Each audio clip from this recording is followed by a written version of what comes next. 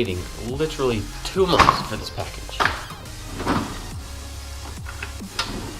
Okay. Let's see what we have here. What do we have here? A bag inside of a bag.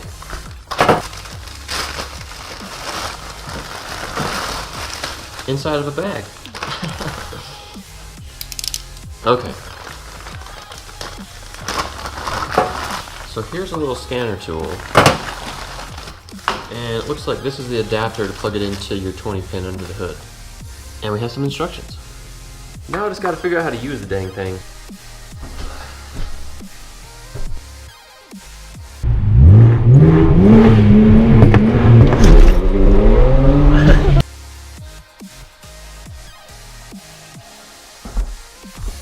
And now if you got to pop the hood.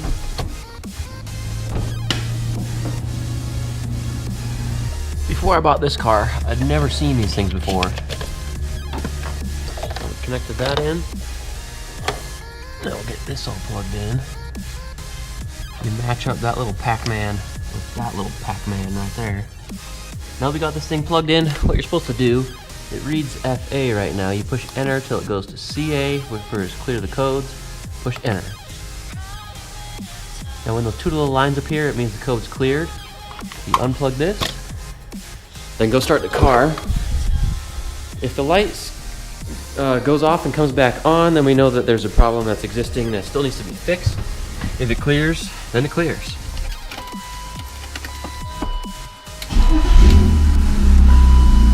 It's off, then turn right back on. So now we gotta read the codes and figure out what needs to be fixed. So as far as the codes go, we just have 2 and 6, and that's it. The first number displays is the code table that you use. The second numbers, if any, would be the codes. So all we gotta do now is go to the instruction pamphlet on code table 2 and read code number 6. Let's see. There's table 1, table 2, and 38. So code fault 6 says firing circuit, belt tensioner, passenger side. As far as I've read, when I looked up why airbag lights come on, those seatbelt tensioners are kind of a common problem, so I'm not surprised that that's what it is. But it looks like I'm gonna have to replace the seatbelt tensioner on the passenger side to get that airbag light to stay off. So some good news. When I first bought this car, the dealership in Michigan told me that the car wasn't gonna pass safety and emissions because of this airbag light. I probably shouldn't have taken their word for it, because as I was calling around today, I find out that as long as the airbag light is solid and it's not flashing, that it will pass safety and emissions here. So this whole time I've been driving the car around without it being registered, thinking that I've got to fix something, waiting for this tool to get here. I do feel kind of stupid, but it doesn't matter because I've been driving the dang thing anyways. It just kind of sucks to know that I could have had this done a little earlier, but because I didn't really dive into it as deep as I should have, the car hasn't been registered this whole time. Another thing that sucked because of not having the car registered and safety and emissions done is I've had to be driving around in this fishbowl. So once the safety's done, I'm gonna go ahead and get the tint done. The reason I couldn't get it done before is because I'm probably gonna go a little darker than legal. So that'll be happening soon too. But it's good to know that now I can get this safety and emissions passed. So it is 3:26 p.m. DMV closes at 5 o'clock. I'm gonna run over to Jiffy Lube and get my car inspected. I was just over there the other day. As you saw in my last video, I went and got safety and emissions done on my truck. Now I'm gonna go over there and have it done on this car and hopefully be able to make it over to the DMV by 5 o'clock. Here we go.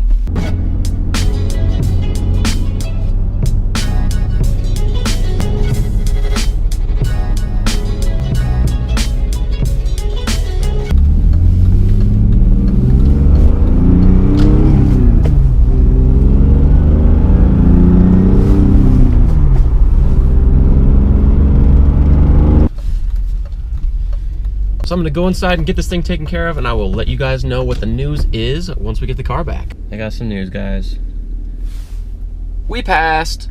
The bad news is, though, it is now 5:07 p.m., so the DMV is closed. We'll be back at it tomorrow morning.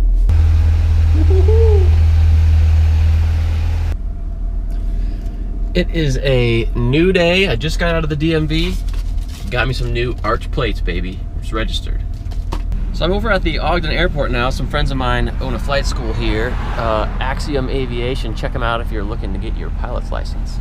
But I figured I'd show you guys their cars, because you're probably going to be seeing a little more of them in the future. This is Jason's C63 AMG and Nate's S4. Anyways, we got some business to attend to, and I'll see you guys in a minute. It was good fun. Those are the Vaders, baby. Yeah, they're called Vaders because Darth Vader's head.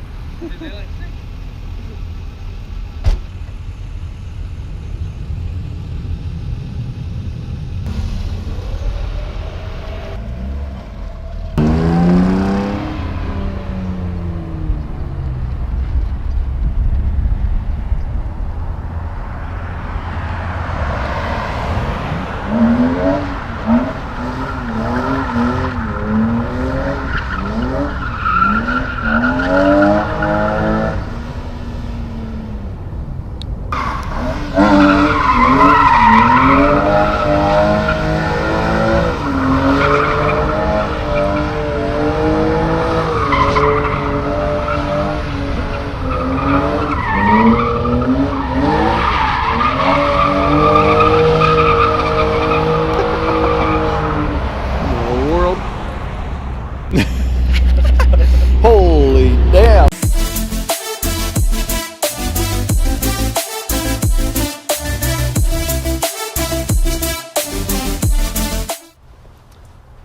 As you can see, we are back at the house now. It started to rain, but that's a good thing because when it rains, it's more slippery outside. So Jack and Landon are out there. This is Jack's 335xi, and that's his daily driver out there, the E30. He's never done a drift in it before, but he has done a burnout. The differential's open, but we're gonna go see if we can make that sucker drift in a slippery parking lot. So it's time to go for a rip in the rain. Run. Pretty clean. Ooh. Do you have the garage door open? Is that the oh, that's... Look at that Manny. That's some dark oil, but he's got some. It's funny, you can hear the rain dropping on it. It's like sizzling when it hits the manifold. What are you gonna try first? Just a burnout? Yeah, just burn it. Okay. Oh! It wanted to. It was 2 for a second, and then it went to 1. Yeah. Ready? Well, okay. We're gonna die. I'm gonna get out, and I'm gonna run over. I'm gonna run over there. So you don't want to be in the car. I'm gonna get out. It'll just help you drift better, right? No, this would be cooler to see it from the outside. I'm probably gonna crash. So. Landon, you can sit in the front. I'm probably gonna move.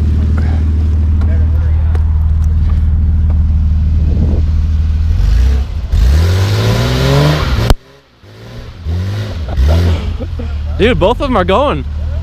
Here, do it again.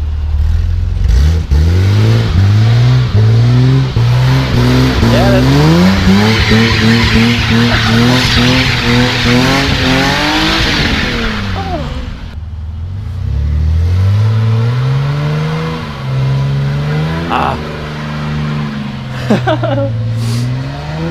There it goes. Yeah.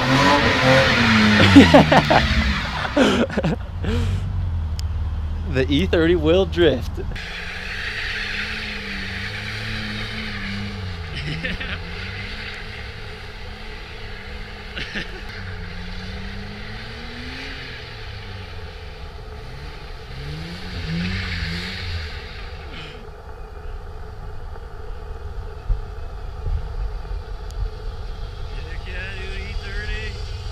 So we are all over the place today. We brought the E30 back after having some fun. Now we're gonna go back to Axiom Aviation in the 335xi.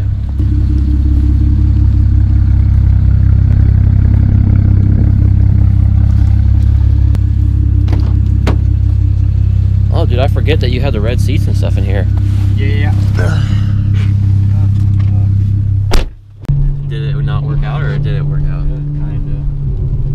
We'll see if we can hear it. I'll put it like the camera in the back seat towards the exhaust.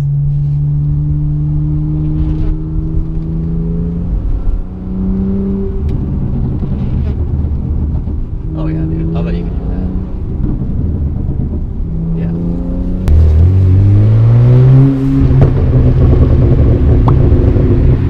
It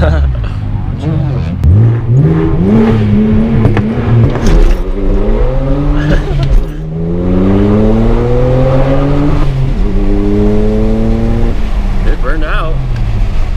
That was cool. It started doing backfires.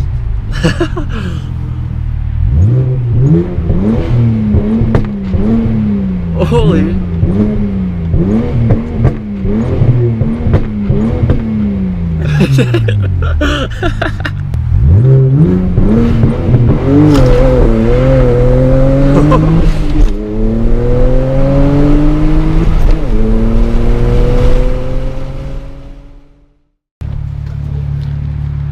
It smells like rubber.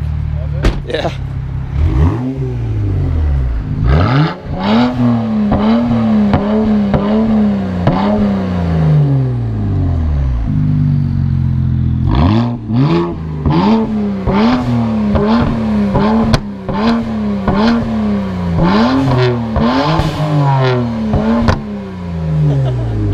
That's pretty loud.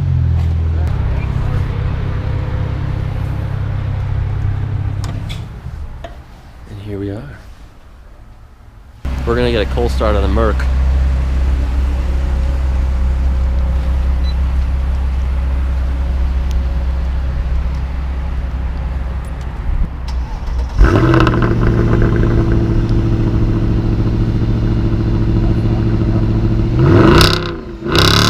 Jeez, dude.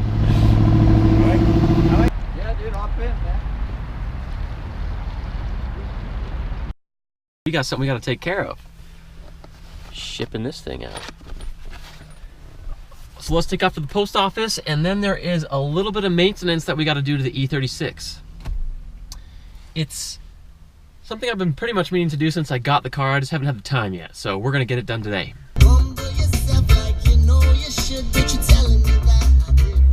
Now that we have that shipped out to Dimitri in Massachusetts, let's get started on the E36. Before we can get started on what we have to do, I actually have to modify a tool first. So we're going to be using this 14mm hex driver, but there's not enough clearance for this whole bit for what we have to do. So I'm going to use this all familiar cutoff tool to basically cut this bit off so that there's just this left, and then it should be short enough that it will have the clearance to be small enough for what we need to use it for.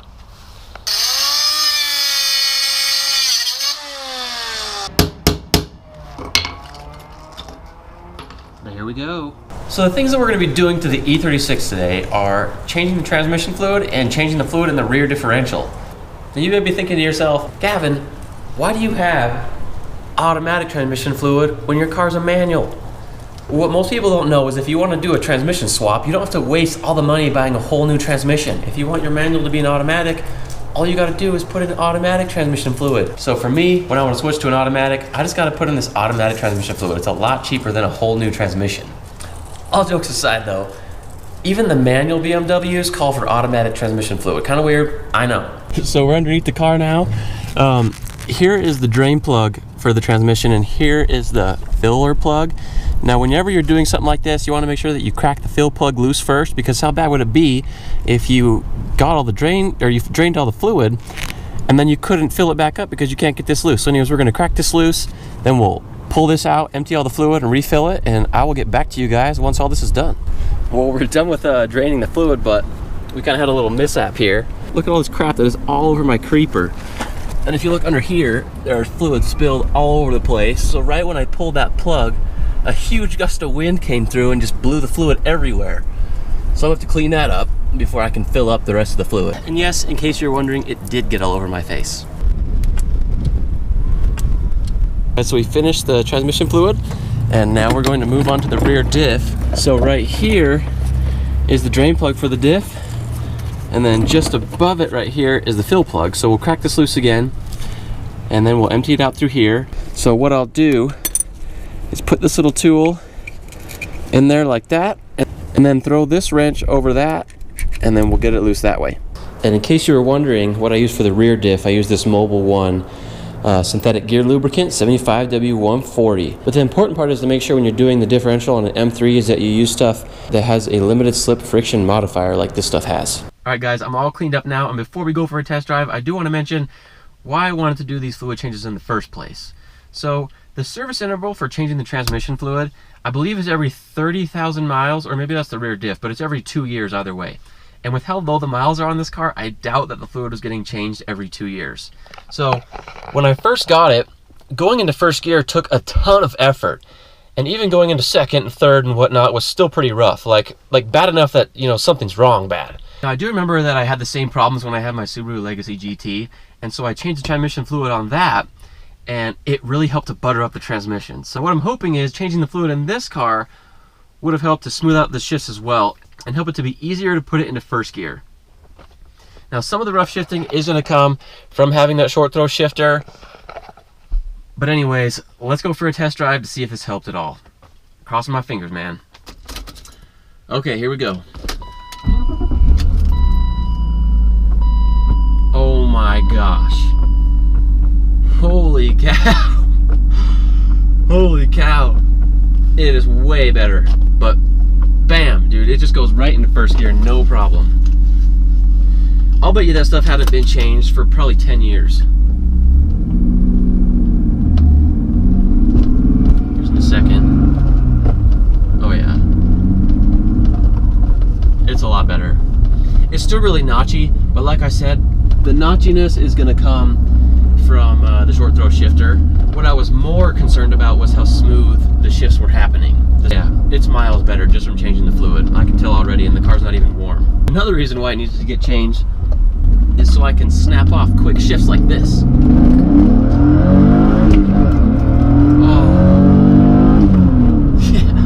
If this is your first time heading over to the channel, as always, welcome. And you can subscribe by clicking on the icon up here. And if you haven't had enough treats on the streets and you want to see more, you can go ahead and click up here to see how we install these sick headlights on the E36, or you can click down here to see the final install of the wide body kit on Landon's BRZ. If you want to see more driving like we did in today's episode, don't forget to smash that thumbs up button, and I will see you guys next time.